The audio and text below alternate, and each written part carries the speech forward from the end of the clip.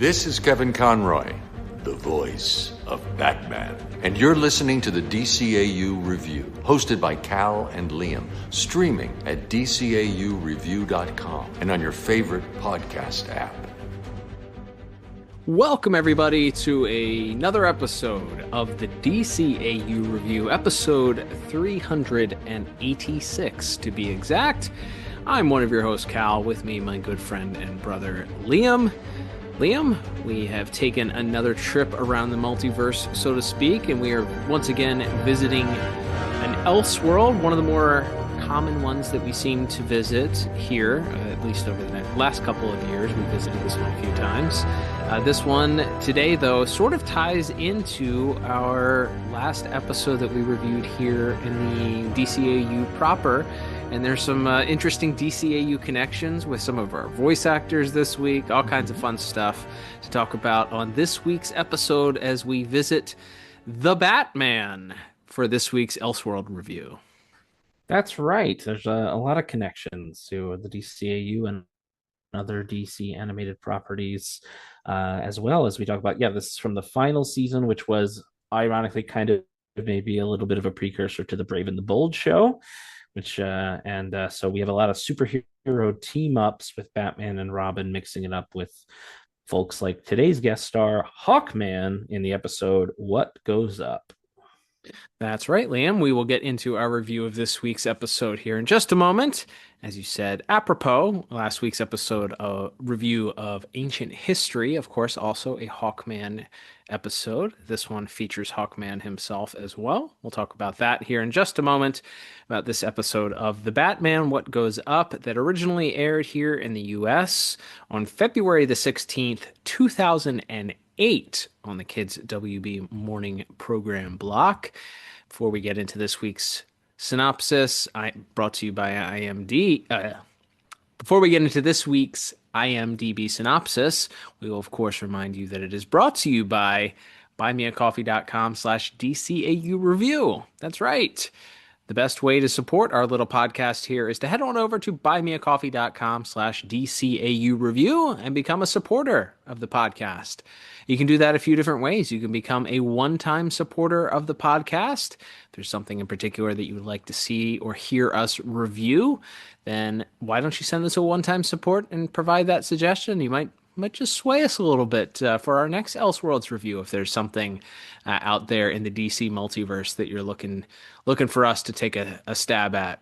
Or perhaps you want to become a more full-time supporter of the podcast and get some perks for your support. You can do so by becoming a monthly supporter of the podcast. We have 3 different levels to support us at. All of them come with various different perks. Our top tier perk, of course, at the Super Friend level, gets you the opportunity to ask a question about the episode that we'll be reviewing that week and hear your question answered right here on the air. So if you want to become a supporter of the podcast, head over to buymeacoffee.com/DCAU review, and we invite you to please support this podcast today. Absolutely. So this is the synopsis for What Goes Up, which was written by Alex Van Dyne, directed by Christopher Berkeley, with music by Thomas Chase Jones, and animation by Lotto Animation. And that synopsis reads as such. The Batman teams up with fellow Justice Leaguer Hawkman to foil a plot hatched by their foes, Black Mask and Shadow Thief. All right, pretty good. Not bad. Yeah. That is about the extent of the depth we get today, to be honest. So. Yeah, we'll get into that here in just a second. But let's go ahead and try and blaze our own path here with our own plot synopsis.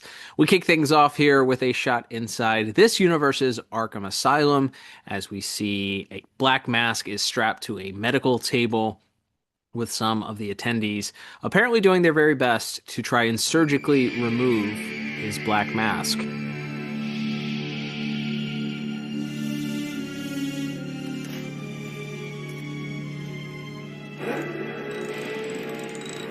Pliers.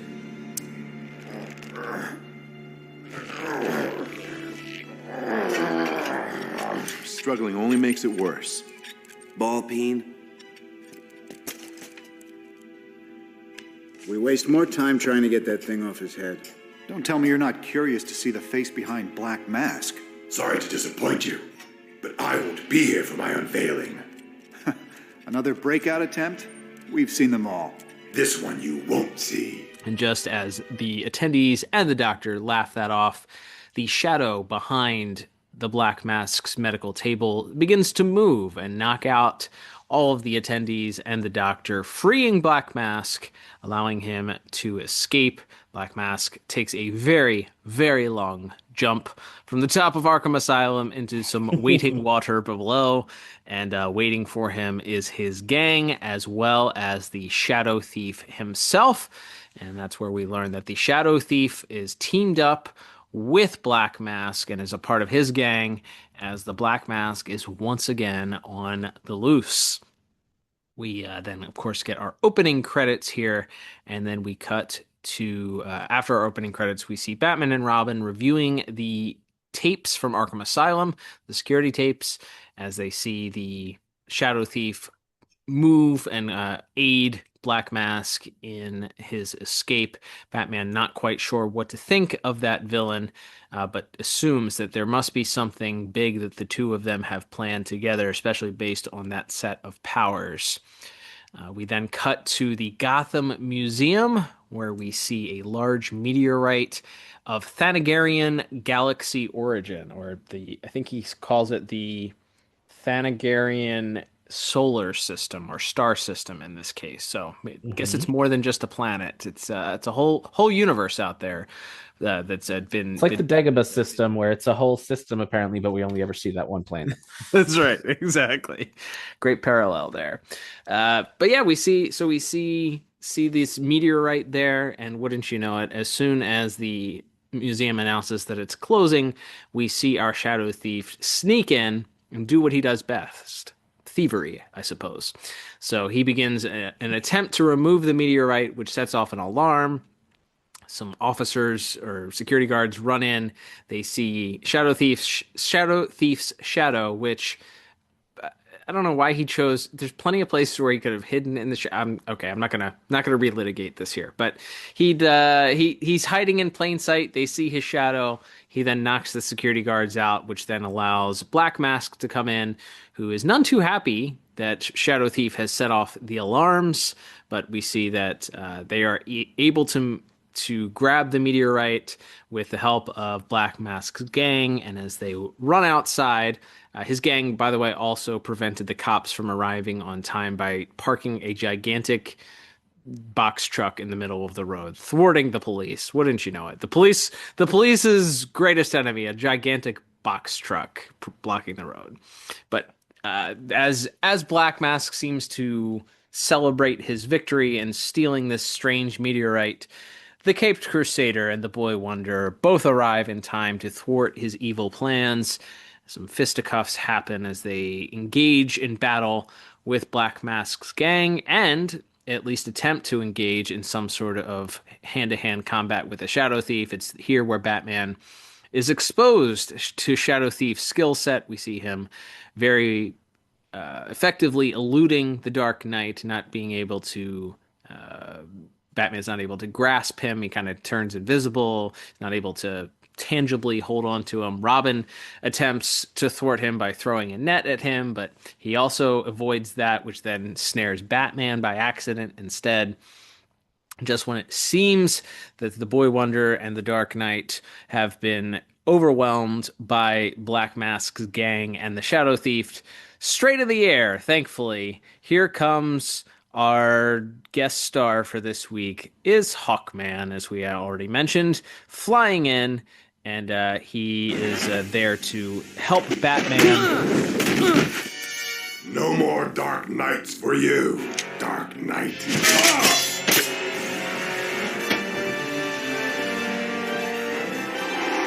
Hawkman, what are you doing here? I'm here to take you in, Shadow Thief. Get rid of him. With pleasure.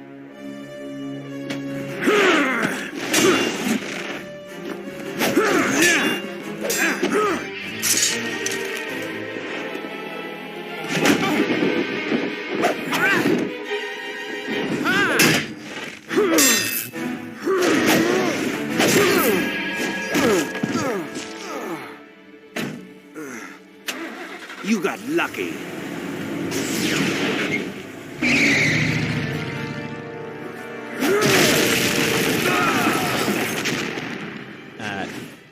Out of the net that Robin accidentally ensnared him in, we then see the Black Mask jumps in his van with the meteorite in tow and is able to quickly escape. Hawkman, by the way, I was thinking he should be renamed Reckless Man, because as the van is escaping, he just slams his mate to the ground and it like misses the van completely and just blows up part of a building. Like just freewheeling and dealing, shooting from the hip. He doesn't care. Like, whatever happens, happens. A very like Man of Steel type of motif here when it comes to battling in the middle of Gotham. But so this leads to a chase up the mountainside of the Gotham Mountains, of course, as we see Batman in the Batmobile now in hot pursuit of the Black Mask. Unfortunately, though, the Black Mask's van is well armed. It's got some fireball, cannonball things. It's got a net launcher that they're able to successfully entangle Hawkman in. Batman and Robin, still in pursuit, seem to be just about to capture Black Mask and his gang and prepared to launch some bat grapples from the Batmobile. However, Shadow Thief wisely jumps from the van to land on the windshield of the Batmobile, temporarily blinding Batman, which causes the Batmobile to go over the edge of the cliff and allows Black Mask to escape.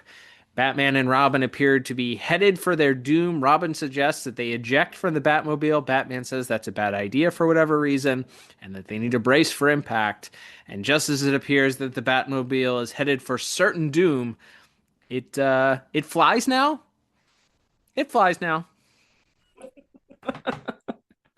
That's right. Thanks to an assist from Hawkman, who, as we get a little exposition, I think in the next scene, as we're explaining our magic element for this week's episode, our Deus Ex Machina for this week's episode, as they head back to the Batcave after Hawkman catches the Batmobile and puts it back on the road. Hawkman's remarking about the architecture of the Batcave and how it reminds him of a Thanagarian police department, which, okay, and. And so then we discover a piece of the rock. Batman was able to procure a piece of the rock that Black Mask stole, and they discover there's an unknown element. But of course, Hawkman recognizes it as part of the nth element, which of course is how that allows him to defy gravity and also gives him super strength. I'm impressed. Your setup here is not that much different from police headquarters back on Thanagar. More earthbound, of course. That's him. That's Shadow Thief. His real name is Carl Sands. You mean he's human? Except for a missing conscience. He thinks nothing of putting others in danger. Of all the criminals I've fought on 2 planets, he's the most reckless and elusive. It's this wrist device that gives him his 2-dimensional abilities. He can make his body solid at any time, and that's the time he can be caught. It's done. I hope you're not going to say dinner is served. It's a piece from the meteor they stole. The radiant analyzer shows one element unknown to Earth, with anti-gravity properties I've never seen before. I have. It's called the nth element. It's part of my suit. It's what gives me my strength and flying powers. It's incredibly potent and unstable. If this is what they're after, all of Gotham is in jeopardy. Sure. So the wings are not organic, I guess, in this continuity, to say the least. But as they discuss what could be happening next, we cut back to Black Mask's hideout, where his number one guy, sort of a la Jack Nicholson's Joker, he's always got a number one guy. And that number one guy is making a mistake by questioning Black Mask's plan and what exactly he's going to do with this nth metal that he just stole, this nth metal rock that he just stole. And he explains, Black Mask calmly explains, that he has ground it up and combined it with some sort of chemicals to where when it's sort of shot out of these little dusts, when it's exposed to air, whatever it touches will begin levitating, apparently uncontrollably. Sure.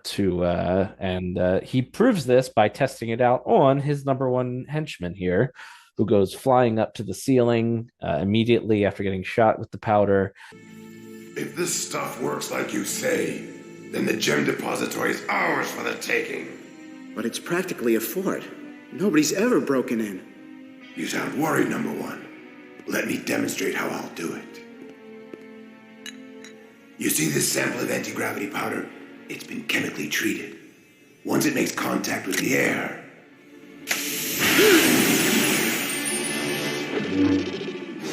it activates. I'm taking the gem depository building, all right. Right out of the ground. Are you worried anymore, number one? No, Black Mask. No, I'm not. You should be.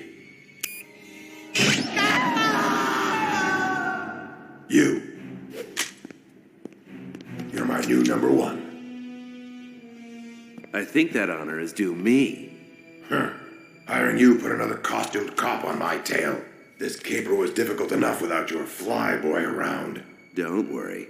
I have a little diversion in mind that'll keep him and the Bat quite busy. And then he opens the skylight, and I think is this the first episode of The Batman with a death in it?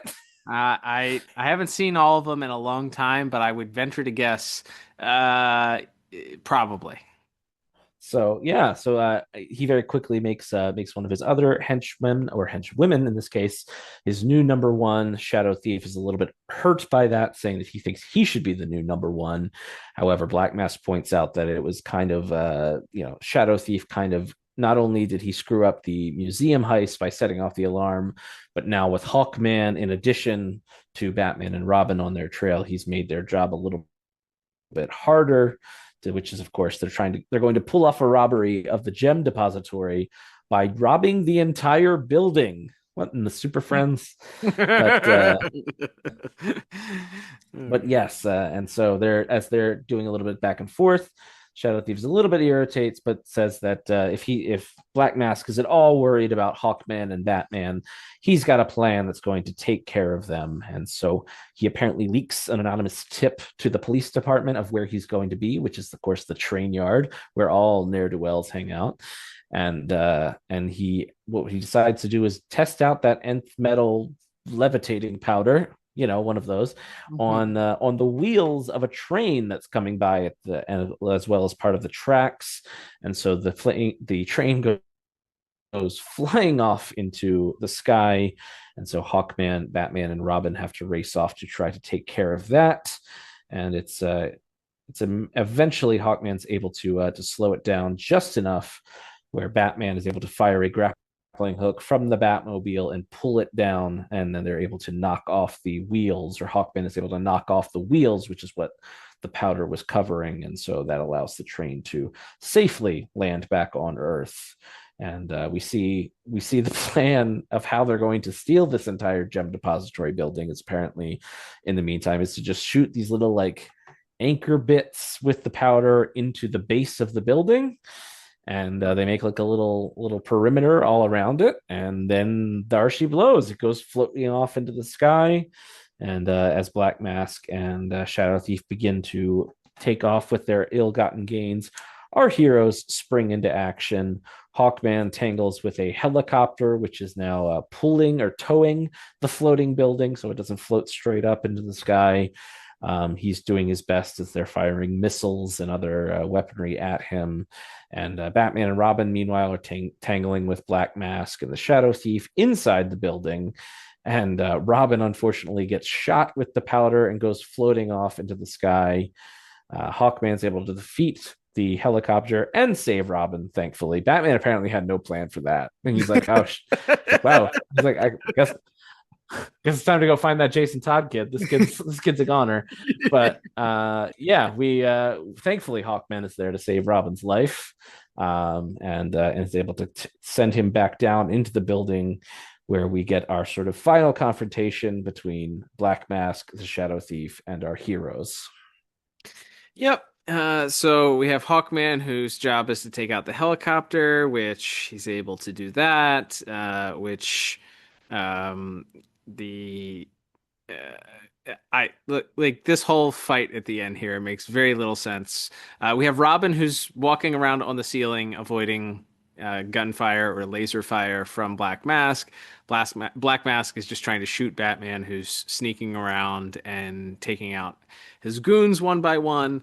Eventually, Batman is able to take care of that. However, we notice that the building is starting to slip and drop because the little nth metal things that are around the base of the building begin to get blown off or fall off one by one. So because of that, the building is going to drop, and Hawkman decides that he's going to have to take out the helicopter completely. The helicopter itself slams into the building and knocks the final nth metal piece off the foundation, and the building starts slowly plummeting to its certain doom. Hawkman notes that thankfully, just like it seems in most DC cartoons, there's a body of water nearby. Where else would the building go then? A strong body of water. So he's able to, as Batman and Robin take out the Black Mask, finally, Hawkman grabs one of the cables that it was originally attached to the helicopter and tows it just past the other buildings and the edge of the harbor, allowing the building to land right in the water, missing the city completely. And with that, Batman and Robin are able to celebrate the small victory. Robin, though, still on the ceiling, talks about how the building. He makes some sort of quip. I forget. I didn't notate what the quip was, but this Robin also a big fan of quips. Big quip guy. Mm-hmm. We then cut to Bruce and Dick sitting in the living room, presumably at Wayne Manor. And no mention of how Robin got cured of his nth metal sickness, but he's back on solid ground here, out of his Robin suit, and he's there They're there watching the news. We hear the newscaster discuss how Black Mask and Shadow Thief have been taken back to Arkham Asylum. That the gems that were stolen or attempted to be stolen by Black Mask have been recovered by scuba divers from the water, but that the building remains in the water itself, but has become a bit of an attraction for locals to swim in, on, over, by, I don't know. But they cut to footage of a bunch of people in the water around it, swimming around the building, jumping off of it, enjoying it as a new water attraction for Gotham City. This prompts Dick to run off as we see Alfred and Barbara arrive. This was the scene today as Hawkman took custody of the Shadow Thief for a flight back to Midway City. In a related story, scuba divers have finally recovered the last of the jewels from the gem depository after Black Mask's daring robbery. And though the city has lost a building, it seems to have gained a new water attraction.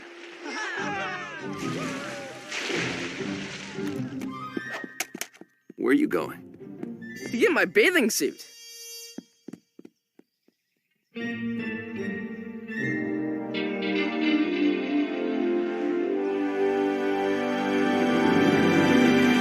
And they look quizzically as he's running past them, mentioning that he has to go get his swim trunks, presumably to join the cavalcade of people that have decided to take up the water fun with the new building.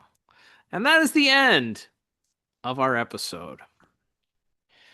Liam, I went first last week, so I'll let you go ahead and tell me truthfully, what did you think of this episode? I think it's one of the most boring things we've ever covered on this show, quite frankly. Which, wow, as we've talked about in the past, that's saying a lot. Weird and funny, yeah, and weird and funny bad is at least fun to talk about. Like, and we could have a lot of fun, the Zetas and things, some of the wacky stuff we've reviewed are at least kind of fun to talk about because it's fun to, get some aggression out and give a bad episode a kicking. This one is just like, it's just boring. It's just like, it's just not very interesting. It's just like, well, Black Mask got a new friend and he's a Hawkman villain. So Hawkman comes. All right, they're going to steal a building. All right. And then they do. And then Batman and Hawkman stop them. And that's that's it. It just unfolds very like A to B. There's not really any twists in the story. They don't even really.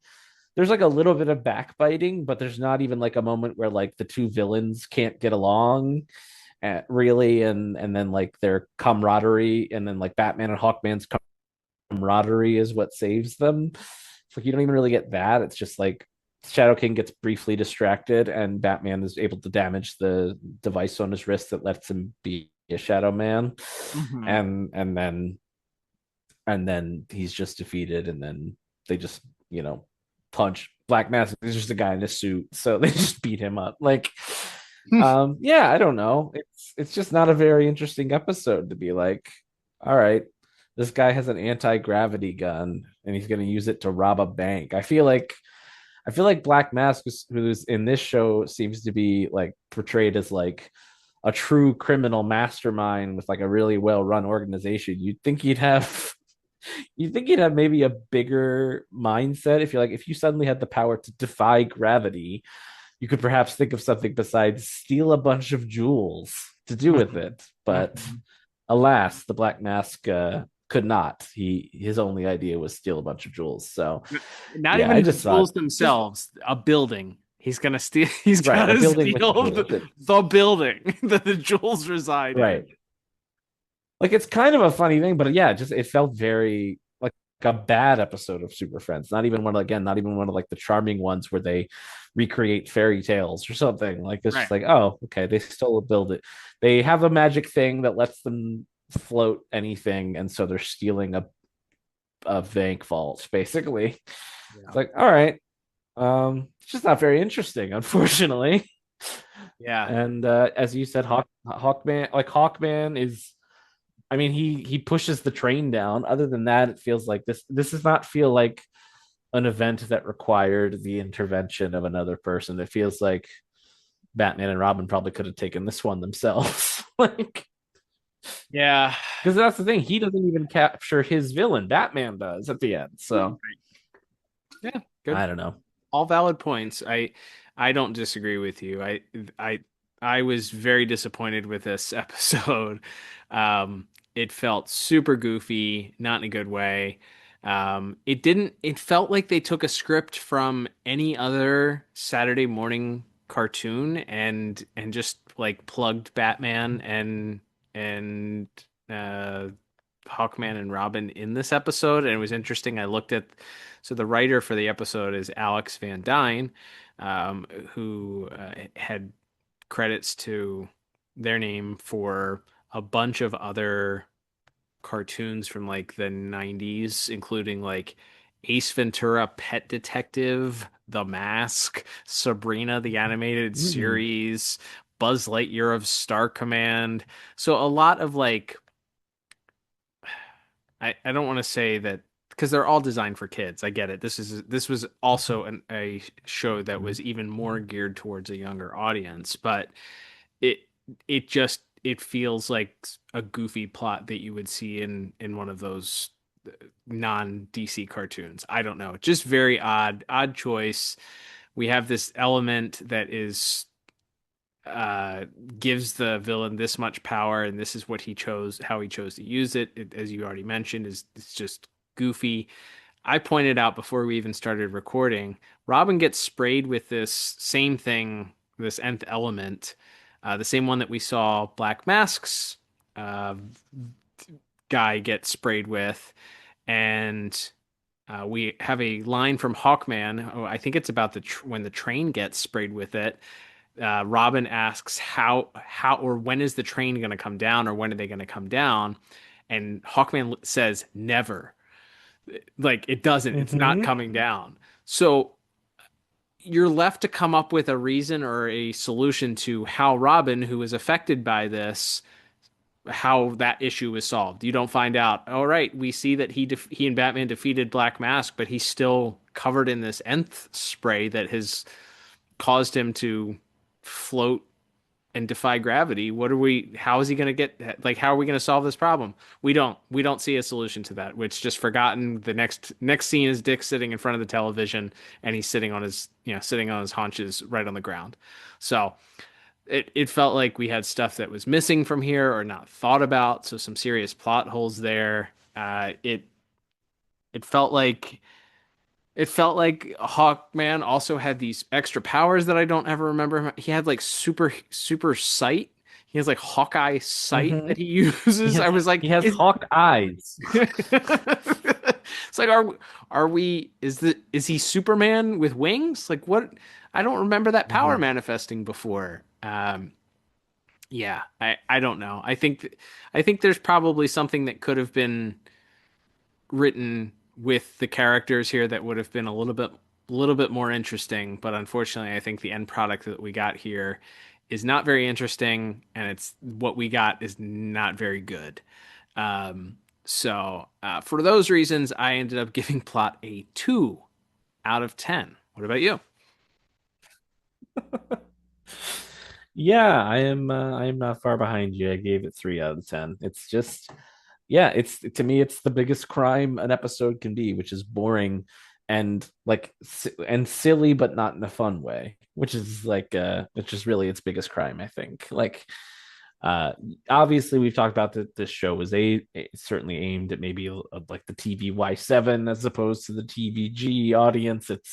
It's aimed at 6 to 9 year olds as opposed to 9 to 12 year olds or whatever. I understand that it's a younger audience. It's designed to sell toys, but even so, we've talked about many episodes of the show, and there's still like a general cohesiveness to it, and at the very least, the stakes are something besides there's a magic anti-gravity ray and they're going to steal a building with it. So yeah, unfortunately not a strong outing for Hawkman's team up with Batman and Robin. Yeah, wholeheartedly agree there, as is reflected in our scores. All right, Liam, let's move on to our next category, which we'll see if this does any better, which is animation and visuals. And I believe you said, is it Lotto Animation Studios?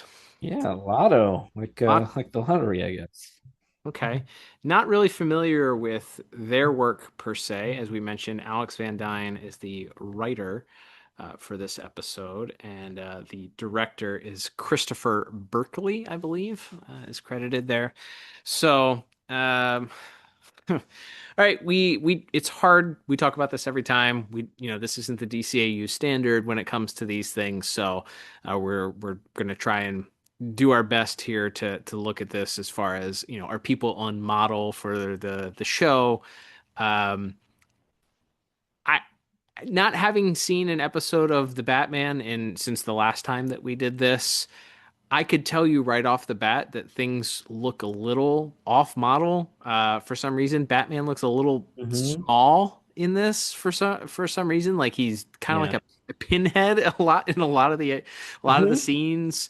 Hawkman also very flat face too. I feel like the pronounced nose of the cowl is always very present, even in these like slightly redesigned later episodes. And he looks like he's been hit in the face with a frying pan, like a Tex Avery cartoon or something.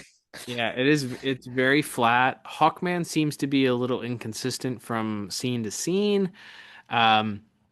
Some of the things that I noticed also, there are some weird like jump cuts that seem to take place in a lot of the scenes. That just, I don't know if they had reshoots. I don't know if the animation that they got to begin with was poor and they were cutting around some of those things. I don't know, but there's a lot of animation that seems to take place from far away, and then we get a cut, and then we get another zoom in, and then we get another cut, and it's not what I remember this series kind of being. So I don't know how many other episodes that Lotto did for animating this show or otherwise, but I was not really impressed with this episode's visuals in that way. I think this might be the first episode that we've done that has Black Mask in it. I don't remember if we've done one yet that has him in it, but I do like the Black Mask design. I like that his mask is a mask too, that his mouth doesn't move as if it was, it was a jaw, part of his jaw or something like that, that his mouth just kind of stays static, giving it that mask-like feature, which is great. That opening scene, honestly, I did like the way that it was lit, kind of with the front lighting, and that seems to be pretty consistent with Black Mask. Also, he gets that cell shading across his mask. It's usually like almost an underlight from a lot of the sequences. Like the light source comes from the front, which gives them these kind of shadows that hang over his face that kind of make him a little bit more intimidating looking. I did like that. The Shadow Thief design, for the most part, when he's not, except when he's not in his Shadow Thief form, I guess, looks very similar to how he's presented in Justice League. I just don't. I think there's probably an absence of actual features to the face. It's more of a singular dark black shape versus having the actual facial features that you would see animated in the Justice League Unlimited episodes. But yeah, overall, I think his design is fine. I like the way that his powers manifest in a cool way. I like the 2D version, like the switch from 2D to 3D is kind of cool.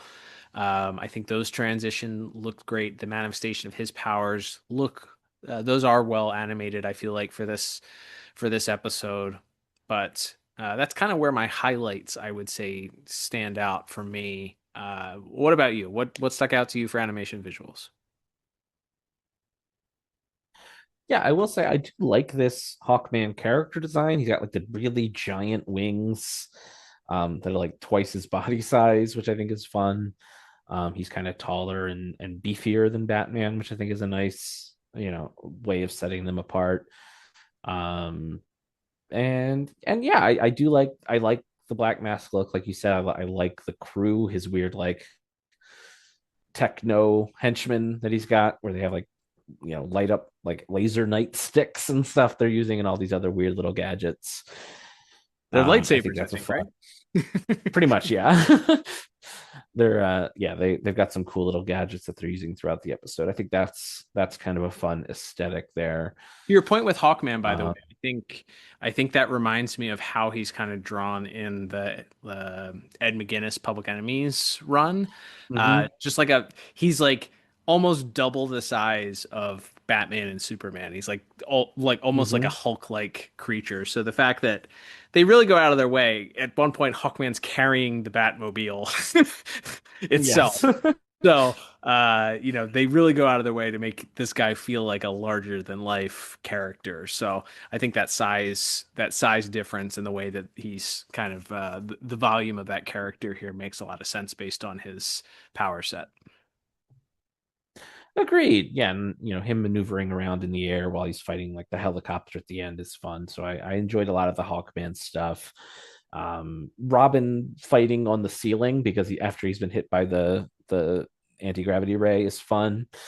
Like him continuing to be in the fight in kind of creative ways, and like propelling himself off the roof and then falling down is kind of, or falling back up is kind of a fun gag. So the way they kind of kept him incorporated after he almost floats up into the sky and dissipates, I thought that was a fun deal as well. Overall, yeah, I think it's a solid episode. I definitely agree that it felt a little bit off model, and there were some other minor mistakes. It looks like some we I mean, go back to the very early episodes. We've talked about like coloring mistakes being something that catches our eyes. There's a couple shots where Robin's sleeves are red for some reason. Oh no. And so that stuck out to me as well. So like I said, I think it's a solid, and I think how cool Hawkman looks throughout it definitely brings it up a couple points, but I ended up settling on a 6 out of 10 for my visuals and animation. Well, as we noted last week, you've been far more generous this year thus far, and that trend will continue. I went with the 4 out of 10. I think like something with the editing and the way that the actual animation looks here. We're not worthy of a disagreement, but I think that there just isn't. I just don't think it's very good. So, 4 out of 10 for me, 6 out of 10 for you. Still not blowing anyone away with those scores, regardless whether it's a 4 or a 6. All right, Liam, let's move on to our next category, which is going to be music. And I believe you said Thomas Chase Jones responsible for our music this week. Mm-hmm. And as we've discussed when we typically do these the Batman reviews, music plays much more of it's more prominent because it does feel like it's nearly wall-to-wall music for the entire episode. However, it is done in sort of little spurts. It usually punctuates either a line that somebody says, an appearance of a particular character. So we get the Batman kind of guitar riff anytime he shows up, sometimes when he's delivering dialogue that's pertinent to the plot, a discovery that he makes, perhaps, something like that. We get those punctuated throughout the episode. We do get a Hawkman theme that plays when Hawkman first arrives, and then plays later on in the episode again when he shows up to save the day at the end as well. So I did like it's nothing that I don't think I would ever remember. I don't think I'll ever hum that tune necessarily, but you can tell like this was a piece that was selected. All right, we're going to play this theme. We're going to bring it back later on. This is the Hawkman theme. And obviously this isn't Hawkman's only appearance on this show, as he's in a couple of other episodes as well. So I'd be curious if that was, you might be able to go back and look and listen to figure out whether or not that was the same theme played throughout for that character, if it was used before. But in this case, at least, he gets his own theme song. The rest of the episode, like I said, mainly filler, some action beats for when the fight sequences happen, the chase sequence, but nothing that really stands out as dynamic necessarily for this particular episode. But again, based on the target audience, based on the purpose and I think the thought process behind the music for this show, it's a different ask for what the music is used for. So it's a little bit different here, which is why I ended up with just giving a middle of the road 5 out of 10 for music for me. Did I miss anything? And what was your score? No, yeah, I gave it the exact same score of 5 out of 10. I think it's I did note the Hawkman theme, and then there's those like little guitar riff refrains that we get that kind of punctuate a lot of the scenes, but and then a little bit of the action music that usually is kicked off by the drum machine, I think, during the chase sequences. But yeah, very rarely too much to write home about when it comes to music on this particular show. All right, Liam, well, that will begin to take us to our final category of the day, which is going to be our voice cast. Pretty large cast of characters this week here, as we mentioned at the top of the episode. And we have some DCAU returning cast members here in various interesting different places here, including a voice that may or may not have played Hawkman in the DCAU, also happening to show up in this week's cast in a pretty prominent role. So let's go ahead and discuss our voice cast for this week. Absolutely. Not a huge cast outside of our major villains and heroes, but I'll mention we have Peter Jessup. He's playing the museum curator. He's done a lot of the video games and other tie-ins. He's actually recently voiced someone in Batman Caped Crusader.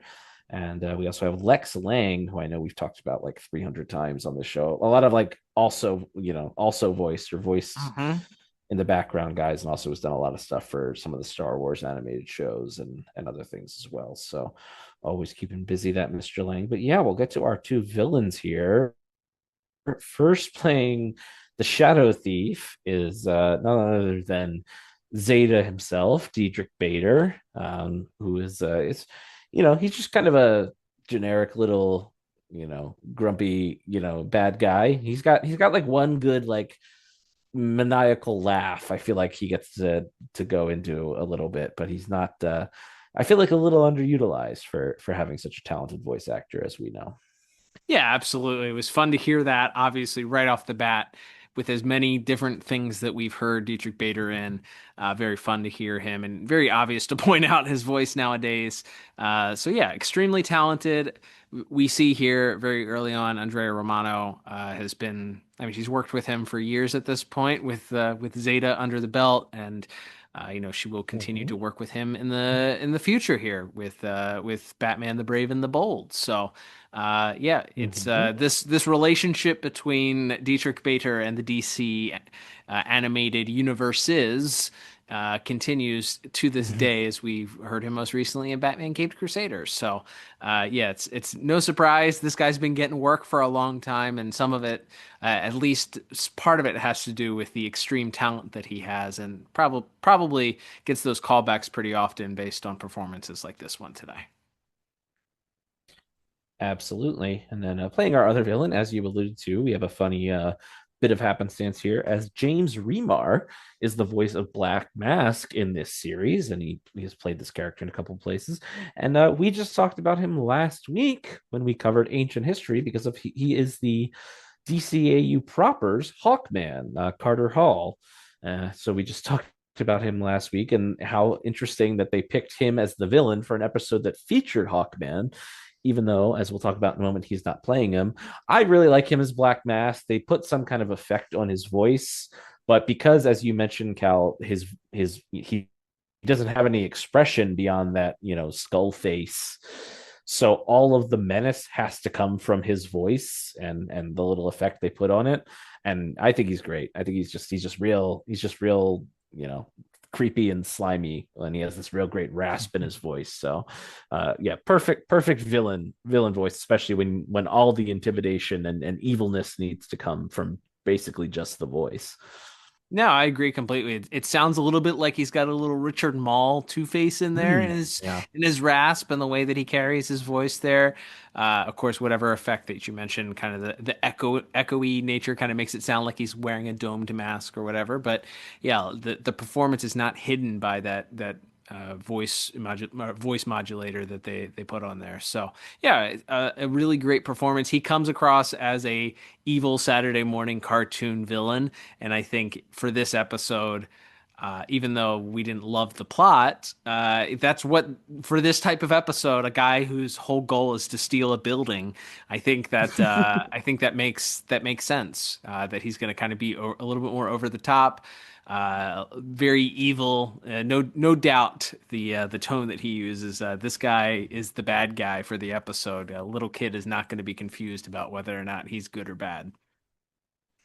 Absolutely. And then we have our guest starring hero, another fun one to talk about. It's the voice of Robert Patrick, who we would know, of course, in the DCAU. As you pointed out, he does a voice in Feeding Time. I believe he's the guy who gets Rudy Jones covered in chemicals, if I'm not mistaken. But yeah, that's a fun that's his DCAU bona fides. But of course, we would know him if you're a fan of, say, maybe the most famous action movie of all time, Terminator 2. He's the evil liquid Terminator cop guy in that. And then more recently, you've probably seen him if you're a fan of the DC live action properties. You may have seen him playing John Cena's dad in Peacemaker. So fun that he's here. And I was trying to figure out the gag. Is it just because like Hawkman's a cop, so they have the guy who played the cop in Terminator do it? Like, I was trying, because he doesn't really do, like, all of his lines are pretty much just exposition explaining like what nth metal does, and he's like, and by the way, I have super strength, and like he's just kind of there to to explain what's going on for a lot of it. He doesn't have a lot of like deep emotional scenes or anything in this episode. It's fun that he's there, but I think he does an okay job. But it is kind of like interesting to get a name actor like that, or at least of an actor people would have heard of before or wouldn't know, and not give him a lot to do. Though that's obviously not Mr. Patrick's fault. Yeah, I think it's maybe some of it is also because of as we talked about in animation visuals, like the size of this character. He does have like a commanding voice about him that has like a bit of a gravel to it that makes it feel like he's a strong, intimidating type of character. So maybe it's matched with the visuals also. But yeah, maybe just the fact that he played one of the more famous police officers in the 90s with that Terminator 2 appearance, and now he's back here. Yeah, there's always those fun wink and nods that Andrea Romano seemed to like to do with voice casting or things that came to mind when they were tossing around ideas to provide the voice. But yeah, he doesn't. I think he's a victim of the the dialogue that he has to go off of it. A lot of it is exposition and or comments that, as you mentioned, when he says, "Oh, the Batcave reminds me of the police headquarters on Thanagar." Cool, awesome, great line. Yeah, I think he's just a victim, honestly, of some of the content itself not being that great. But yeah, I didn't have a problem with his delivery, and I didn't question whether or not he could be Hawkman with the delivery that he gave in reading his lines. So yeah, I don't think he had a ton of heavy lifting to do, despite being the co-star of the episode, but. I think he did a fine job for what he was handed. Absolutely. And then we have our Batman and Robin to talk about. We'll kind of talk about them together here, but we have Evan Sabara as Robin and Reno Romano as the Batman. Again, not a lot for any of our heroes to do in this episode. Again, it's there's some quips for Mr. Sabara to do as Robin, and some exposition for Reno as Batman, and then a little bit of him like throwing out like you owe he gets like a line to end his big entry line is like, you owe the state 10 more years, Black Mask. I don't feel like there's a lot of good Batman lines, unfortunately, for Mr. Romano in this episode, or for Mr. Sabara as Robin. Not that they do a bad job, just not a lot to work with, unfortunately. Yeah, a lot of quips from Robin, and a lot of Batman explaining the visuals of what they're doing in the episode. So, yeah, a lot of Batman being like, "I'm gonna fire a grappling hook," and then firing a grappling hook. Exactly. We're gonna chase after them, and then they chase after them. Like, there's Black Mask, and there's Black Mask. Yeah, there's a lot of that in the episode. So, again. Not his fault, not either of our leads' fault, Reno or Reeves' fault, but I think there's not a ton that I can say is, oh yeah, this is fantastic about our actors at this point, for our heroes at least. Absolutely. So for all those reasons, I ended up settling on a 5 out of 10. I think despite some good efforts by some of our guest cast here, just not a lot for any of them to do. But again, that's not any of the voice actors' fault. I don't think anybody does a bad job. It's just not a lot for them to do. I like I said, I like Mr. Remar as Black Mask, and I like Robert Patrick as the big imposing Hawkman guy, but not a lot of meat on the bone for these guys, unfortunately. Well, for the first time in 2026, I think we have a case where I was more generous with the score than you were. I went with a 6 out of 10, just 1 point higher with mine. I do think I have a soft spot, as we both do, for Mr. Bader. I think hearing his voice and some of the delivery, the back and forth with Mr. Remar's Black Mask, and honestly, Mr. Remar's Black Mask really, like I said, this episode called for a mustache twirling Saturday morning cartoon character as our villain, and I feel like he really does fulfill that with his kind of over the top, goofy, devious Black Mask delivery that he gives here. So 6 out of 10 for me. Again, 5 out of 10 for you. We're splitting hairs at this point. All right, Liam. Well, that will begin to wrap us up. So why don't we total up our final scores? And totaling everything up here, I end up with a 17 out of 40. Ugh. What about you? Yeah, and I'm just a couple points higher at 19 out of 40. As far as rewatchability, we don't really do that for the Elseworlds, but no, skip it.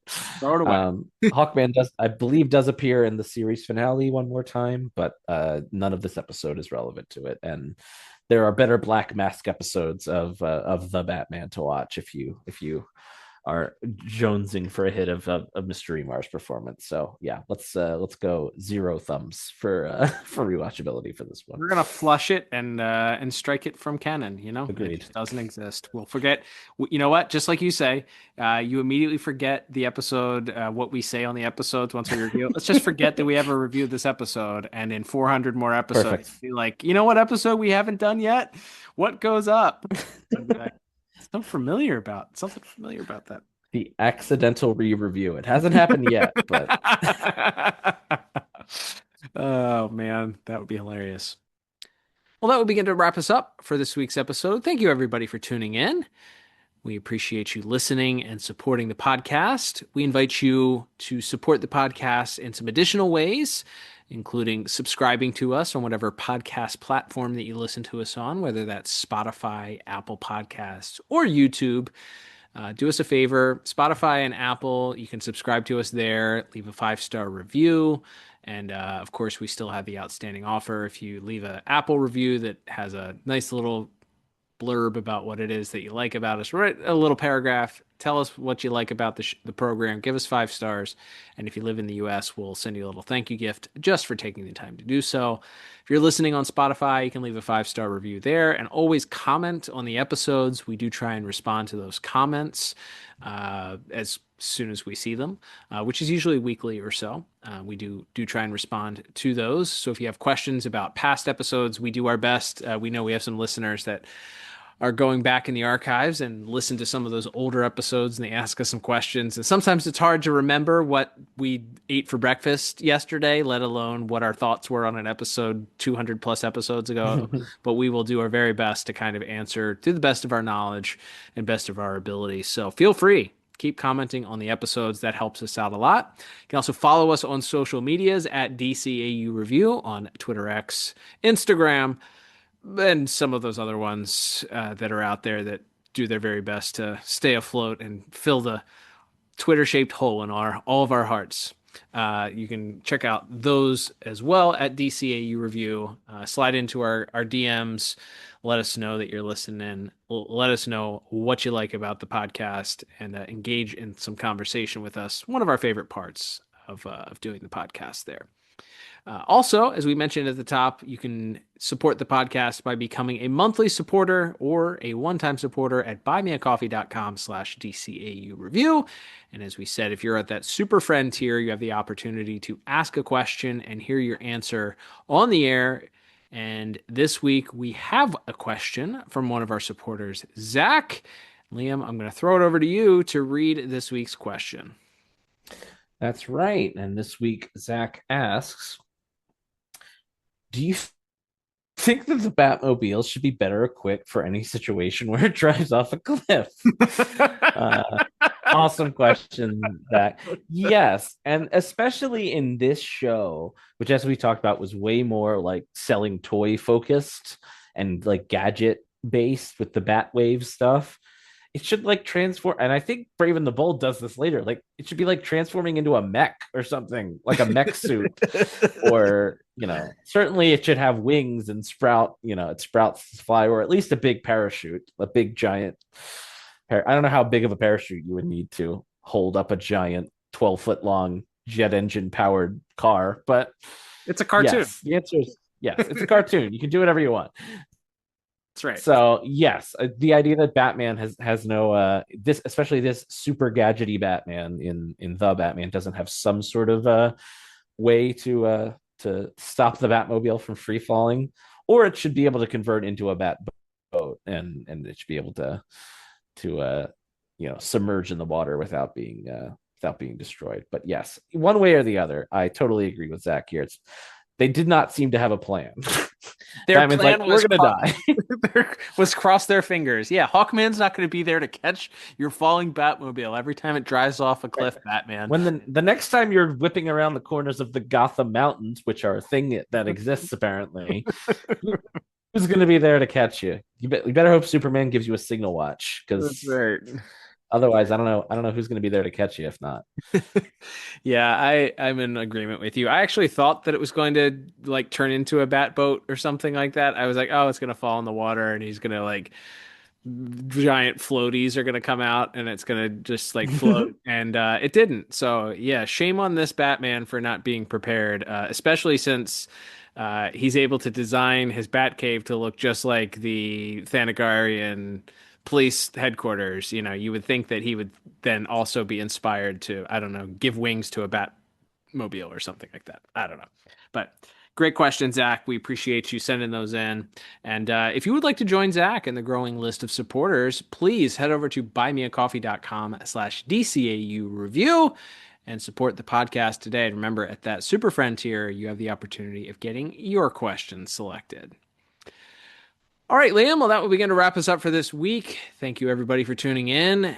We will turn the page next week for a new month, which means a new set of reviews. And Liam, we will be returning to someplace that we have not been for over 6 months. The last time we were here, we were celebrating a pretty monumental event that happened for this hero in 2025. And we are winding down with our episodes as we have been for seemingly several years now at this point, but we're gonna crack the seal on one of those episodes that we have yet to review next week. That's right. So yeah, as mentioned, we only have a couple episodes left of Superman the Animated Series, but as we head back to Metropolis, we'll have some guest stars along the way, as one of the Batman crossover episodes is still on the docket. In fact, that's all we have left. But that we're going to start off next week with The Demon Reborn, which is the only TNBA Superman the Animated Series post-original BTOS appearance of Ra's al Ghul in the flesh. Anyway, we'll get to his Batman Beyond. Well, we've already talked about his Batman Beyond appearances, but that's right. The Demon Reborn, as it suggests, will feature Ra's, Talia, and maybe even Ubu if we're lucky. So excited to reach back and find a new episode to Superman to talk about for seemingly the first time in like 2 years. So that's exciting for us.